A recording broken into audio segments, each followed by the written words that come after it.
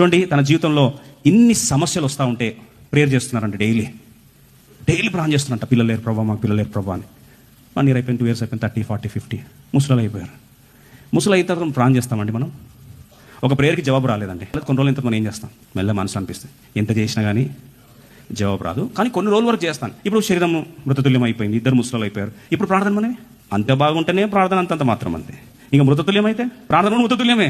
అప్పుడు ఆ దూత అతనితో, జకర్యా భయపడకము, నీ ప్రార్థన వినబడినది, నీ భార్య ఎలిజబెత్ నీకు కుమారుని కానును, అతనికి యోహాను అని పేరు, నీ ప్రార్థన వినబడింది. ఒక మాట వినండి. అంటే పిల్లలు పుట్టాలని ఆ వయసులో కూడా వాళ్ళు ఏం చేస్తున్నారు? యెహోవాకు అసాధ్యమైంది ఏదైనా కలదాన్ని నమ్మిన వ్యక్తి. శారతో అంటారు కదా, దేవుడు లేని వాటిని ఉన్నట్టు చేయు దేవుడని, సమర్థుడని, వాగ్దానం చేసిన నెరవేర్చటకు సమర్థుడని రూఢిగా నమ్మినట్లుగా నీ ప్రార్థన మనం నువ్వు నట్టేట్లో మధ్యలో అర్ధాంతరంగా ఎప్పుడు విడిచిపెట్టావు. ఎప్పుడు ఆయన ప్రార్థనకు జవాబు ఇస్తాడు. ఎప్పుడు ఇచ్చాడు? వృద్ధాప్యంలో నిరీక్షణ కోల్పోయిన స్థితిలో కూడా బైబిల్ రాస్తుంది వారిద్దరు కూడా ఏమైపోయారంట?